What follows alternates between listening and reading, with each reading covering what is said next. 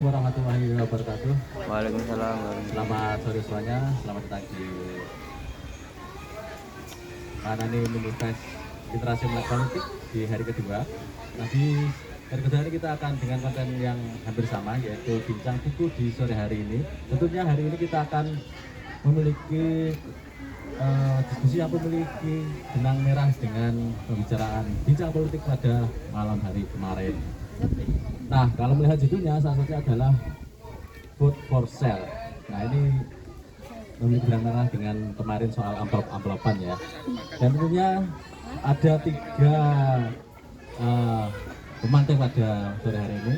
Nanti ada Mas Alvin, ada juga Mas Jani, dan juga Mbak Vina, yang akan dipandu langsung oleh Kang Mas Sirot ya, yang paling ganteng sedunia. Poros ketampanan struktural ya. Langsung sore error. Tak sebut ganteng sedunia, langsung sore error. Poros ketampanan Oke, struktural. saya persilahkan langsung saja kepada Mas Sirot sebagai moderator, juga Mas Alvin, Mas Yani, dan Mbak Vina untuk bisa duduk di tempat yang telah disediakan. Monggo langsung saja saya serahkan ke Mas Sirot. Monggo Mbak Vina. Nah, ini loh. Salah.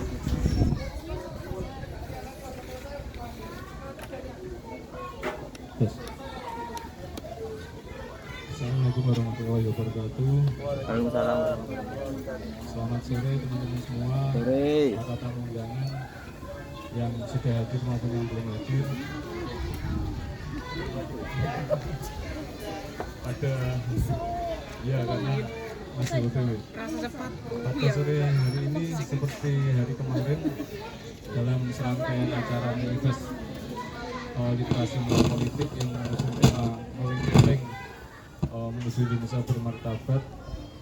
Kali ini kita akan mengadakan bincang buku lagi dengan 3 orang pemantik dengan 3 buku sekaligus, yang pada sore kali ini mengambil tema yang lebih mendekati dengan politik itu sendiri. Kalau kemarin itu beda bukunya adalah yang pertama bukunya Sohobi, kemudian bukunya Orwell, kemudian bukunya siapa lagi, siapa ini?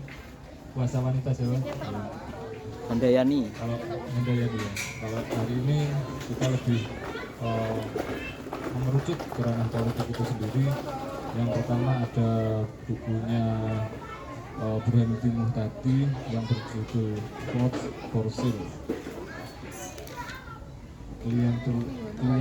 klientelisme, defisit demokrasi dan institusi. Kemudian juga ada buku kedua yaitu bukunya Noam Chomsky, media politik kuasa media. Kemudian yang ketiga ada bukunya yang penulisnya sangat sulit diucapkan, Salvator Simarmata, yang berjudul Media dan Politik. Tentu kemarin ketika diskusi malam terkait politik sedikit disinggung perihal politik uang, atau mungkin kalau bahasa sekarang adalah amplop. Dan bagaimana sih cara kita memberikan edukasi terhadap masyarakat perihal politik uang itu. Nah, di sini juga ada buku yang berkaitan dengan itu. Mungkin buku yang kita bahas pertama kali adalah bukunya Pak Burhanuddin Muhtadi. Buku ini kalau nggak salah pidato pengukuhan ya, guru besar ya, pengukuhan guru besar Burhanuddin Muhtadi di UIN Syarif Hidayatullah Jakarta. Mungkin tidak usah menunggu lama karena kita bertenggat waktu, bisa disepil bukunya oleh Mas Alvin. Waktu sekitar 10-20 menit, dipersilakan kepada Mas Alvin. Oke, baik. Terima kasih Mas Rojo. Assalamualaikum warahmatullahi wabarakatuh. Waalaikumsalam warahmatullahi wabarakatuh. Selamat sore semuanya. Perkenalkan saya Alvin, akan membahas sebuah karya disertasi yang juga menjadi salah satu teks pidato pengukuhan Pak Burhanuddin Muhtadi. Nah, Pak Burhanuddin Muhtadi ini pada saat S3 atau sedang melaksanakan disertasi meneliti tentang jual beli suara, yang mana Pak Burhan sendiri latar belakangnya ialah memiliki seorang ayah yang dulunya adalah seorang aktivis yang sering ikut pada kampanye-kampanye yang diselenggarakan pada waktu itu ya, pada masa 1982, 1987, 1992 di daerah Rembang, Jawa Tengah.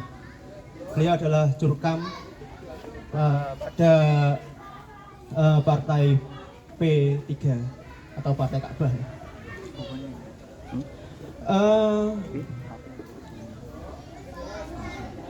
Selain itu, ayahnya juga selain menjadi jurkam, ayahnya aktif di lingkungan sosial seperti menjadi bendara PCNU Rembang yang menjadi inisiator Kontak Infak NU yang atau Koin NU yang sekarang itu. Lalu aktif di Ikatan Persaudaraan Haji Indonesia dan Persatuan Pedagang Pasar Rembang. Nah, itulah cikal bakal Pak Burhan melek politik ya pada saat itu, masa kecilnya. Momentum pemilu yang diajak berkampanye oleh ayahnya. Nah, buku ini menyoal pada tentang politik uang ya teman-teman. Sedikit nyontek ya.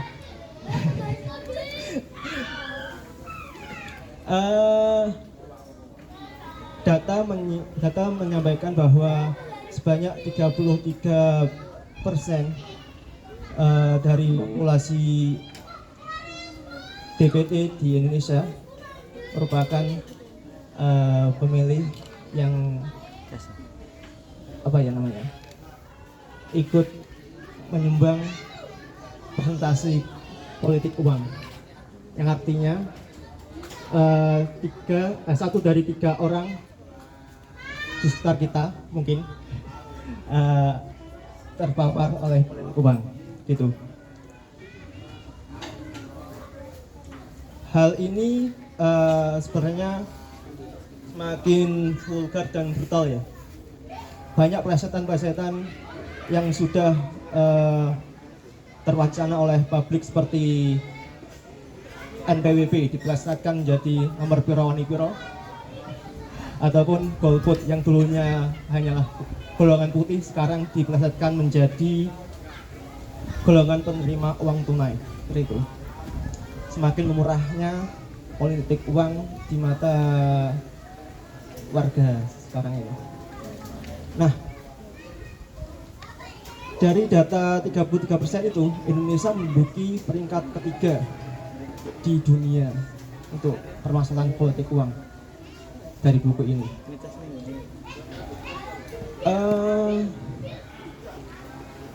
Misal kan 33%, misal DPT-nya adalah pada tahun 2014 187 juta, maka sekitaran 62 juta sudah terpapar politik uang ya. Nah, siapa sih yang akan disasar? Nah, ini ada kelompok ya, ini kelompok partisan atau bahasanya adalah tim ses ya. Tim ses dari partai tersebut atau dari calon legislatif itu. Nah, yang kedua adalah swing voter atau pemilih pengambang yang tidak terikat pada sebuah partai apapun itu. Nah, para calon pada buku ini paling banyak menyasar pada kelompok partisan. Meskipun dalam data sekitaran 15%, hanya 15% yang berafiliasi dengan partai politik, dan sisanya tidak berafiliasi. Sekarang 85% adalah pemilih pengambang. Namun banyaknya pengambang itu atau swing voter juga disasar pada politik uang ini atau praktek jual beli suara.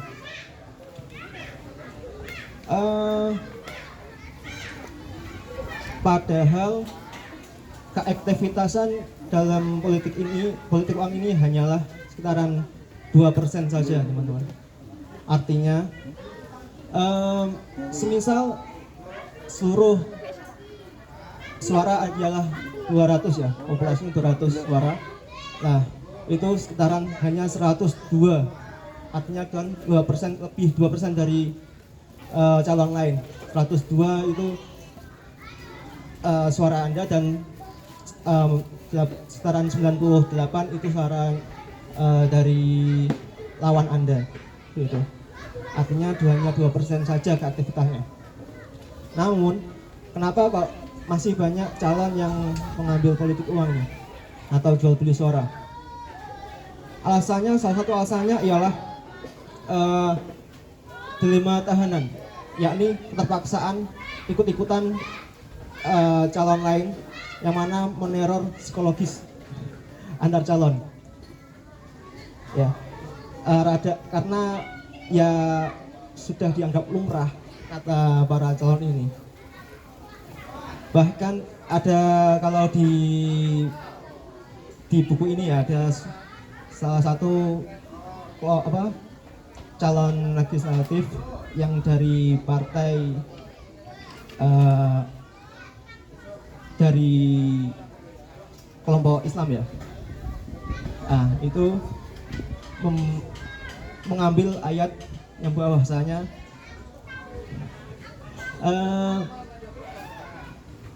kalau parlemen atau Senayan diisi oleh orang-orang buruk, politik uang bisa dipakai oleh kelompok-kelompok yang beragama untuk bisa naik di Senayan seperti itu. Saking umrahnya seperti itu, menghalalkan segala cara. Lalu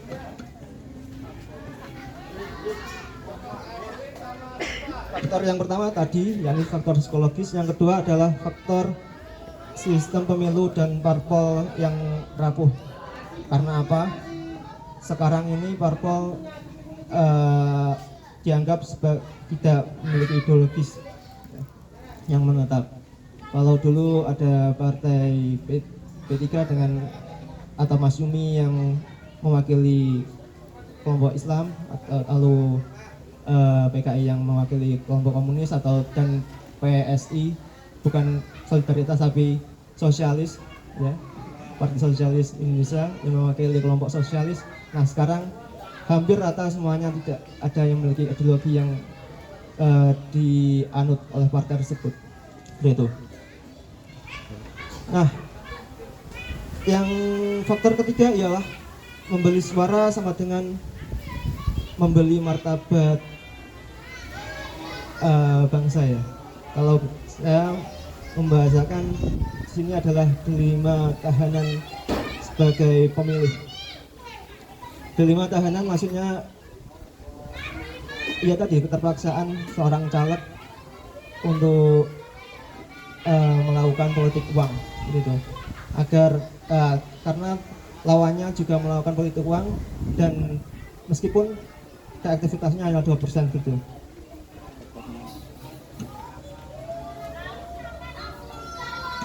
Terakhir ini juga diberikan beberapa solusi meskipun aktivitasnya belum diuji ya, karena mungkin akan ada lanjutan dari Pak Burhan seperti itu. Yang pertama, membuat aman. Yang pertama, penguatan ideologi dan platform partai politik. Nah, di sini berarti seharusnya partai politik memiliki ideologi dan mendidik pada para para anggotanya seperti itu. Dan yang kedua, mengembalikan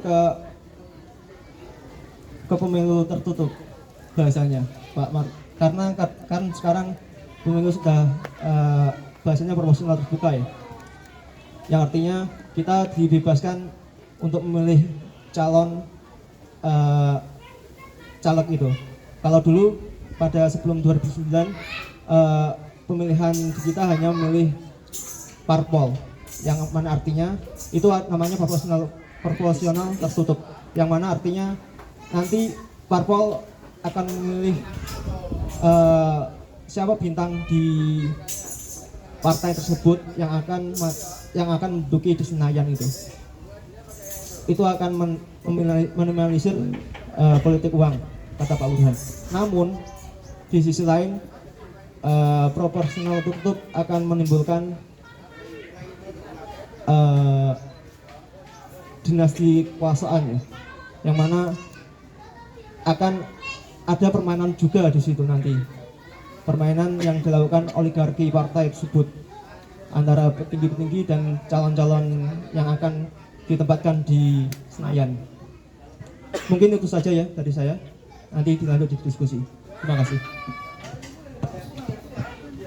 Terima kasih Mas Alvin telah menyampaikan materi terkait dengan bukunya Pak Burhanuddin Muhtadi. Yang mana kita tahu tadi sudah dijelaskan oleh Mas Alvin, ternyata praktik politik uang itu masih terus terjadi. Salah satu faktornya adalah gengsi yang ada di dalam calon tersebut. Kalau nggak politik uang, kali ini nggak menang deh, masih pada akhirnya tetap tidak menang. Nah, mungkin kita lanjut ke pemateri berikutnya. Ini siapa dulu nih? Enggak sih kok dulu udah marah-marah. Karena Pak Dani sudah menyiapkan PPT, maka mungkin itu menjadi gongnya nanti. Ya, mungkin yang baru lulus. Junior. Syukuran baru lulus ini Mbak Vina. Syukuran nih. Yang akan membahas bukunya Pak Noam Chomsky. Wes. Yang sudah bukunya sudah sangat familiar di telinga mahasiswa komunikasi atau mungkin lembaga pers mahasiswa. Dulu saya juga sempat mendengar itu ketika masih semester 3, cuma belum sempat membaca sampai hari ini. Nah, untuk mengobati rasa penasaran saya tidak sempat membaca. Cakep. Gitu. Prolog dan iso. Aku Mas Fauzan. Nah, mungkin bisa kita dengarkan bersama, kita simak bersama penjelasan dari Mbak Vina bagaimana sebuah media itu dipengaruhi oleh kepentingan politik dari sebuah pemegang kekuasaan atau mungkin partai politik tertentu, yang mana hari ini sudah jamak kita temui bahwa beberapa media memang entah itu berafiliasi atau mungkin memang itu adalah miliknya salah satu ketua umum partai politik di Indonesia. Waktu dan tempat dipersilahkan untuk Mbak Rina. Tepuk tangannya dong. Terima kasih kepada moderator Mas Sirajul. Assalamualaikum warahmatullahi wabarakatuh. Waalaikumsalam warahmatullahi wabarakatuh. Jadi tadi sama Mas Sirajul udah diulas sedikit tentang bukunya seperti apa, dan tadi juga disinggung bahwa saya baru lulus. Alhamdulillah ya baru lulus. Karena impiannya mahasiswa kan ngapain ya lama-lama di kelas itu, apalagi mahasiswa zaman sekarang yang mana ada kurikulum merdeka segala macam, ada magang-magang banyak ya kan, ngapain lama-lama di kampus kayak gitu. Baik, jadi buku Politik Kuasa Media ini sebenarnya dia bukunya menurut saya bukan buku yang berat karena cuma 150 halaman, nggak ada. Dan kalau dibilang ini familiar di mahasiswa komunikasi, malah saya baru tahu ini bukan dari mahasiswa komunikasi gitu. Jadi di kelas saya pun tidak diajarkan. mungkin nggak tahu kenapa kok tidak diajarkan, saya juga tidak tahu. Intinya saya tahu buku ini dari teman saya, dari Mas Ozan ya, bukunya dia. Jadi sebenarnya buku politik kuasa media itu gandengan atau udah sepaket sama buku propaganda punyanya Edward Bernays. Nah, Noam Chomsky sendiri menulis ini sebenarnya di buku aslinya itu judulnya bukan politik kuasa media, tapi judulnya adalah Media Control, The Spectacular Achievement of Propaganda. Dan satu lagi buku Crisis and Hope, Theirs and Ours, Market Democracy in a Neoliberal Order. Artinya Jadi buku ini sebenarnya terjemahan dari dua tulisannya Noam Chomsky. Kita sama-sama tahu Noam sendiri itu orang Amerika yang dia adalah seorang aktivis dan juga akademisi yang salah satunya mengembangkan ilmu linguistik. Jadi kalau kita bisa kasih gambaran awal, Pak Noam ini memang dia fokus di isu tentang media, dan salah satu yang dia kembangkan tentang linguistik itu menjadi satu tonggak baru orang-orang mempelajari tentang media. Ternyata media itu cara penyajiannya, terus bagaimana mereka mengolah satu informasi itu bisa ditelusuri lebih jauh dan mewakili ideologi yang mereka anut. Kebetulan skripsi saya sendiri juga tentang media, tapi bukan tentang politik medianya, jadi tentang gerakan perempuan, lebih kepada gerakan perempuan. Agak nyambung tapi juga nggak nyambung-nyambung banget, karena pas pertama baca buku ini banyak sekali hal-hal yang saya dapatkan yang baru gitu dibanding skripsi yang saya kerjakan. Kalau boleh kita tarik, karena nanti pasti bakal banyak diskusi ya Mas, jadi aku kasih beberapa poin aja yang udah aku baca dari buku yang lain. Sebentar, aku nggak hafal gitu.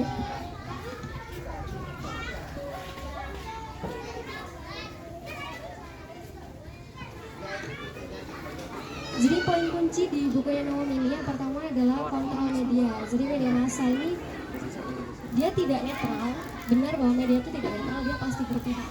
Nah, yang perlu ditelusuri adalah dia berpihaknya kepada siapa.